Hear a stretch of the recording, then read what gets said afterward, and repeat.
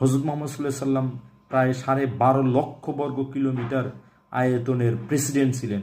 ওনার পরেও হযরত আলীরা প্রায় 30 বছর খেলাফা শাসন জারি করে রেখেছিল। সেখানে কিন্তু প্রবলেম হয়নি, সেখানে কিন্তু অন্যায় ছিল না, জাস্টিস ছিল। সব ধর্ম, যারা ধর্ম বর্ণ আছে সকলেই কিন্তু সকল ধর্ম চর্চা করতে পারতো, কিন্তু সেই জিনিসটা কিন্তু আজকে নেই। আজকে আমাদের সুশীল চুতিয়ারা বলে থাকে যে মানে মুসলিম ধর্মের লোকরা যদি ক্ষমতায় আসে বা ইসলাম যদি মানে প্রতিষ্ঠিত হয় সমাজে, তাহলে আমরা বোরকা পড়তে হবে বা আমরা মানে চলাফেরা করতে পারবো না, আমাদের ধর্ম চর্চা করতে। এটা কিন্তু পুরোটাই ফালতু কথা।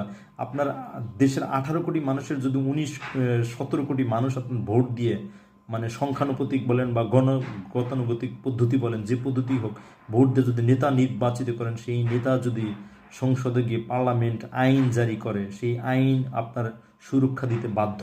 আপনি ইউএস এর দিকে তাকান, গণতন্ত্র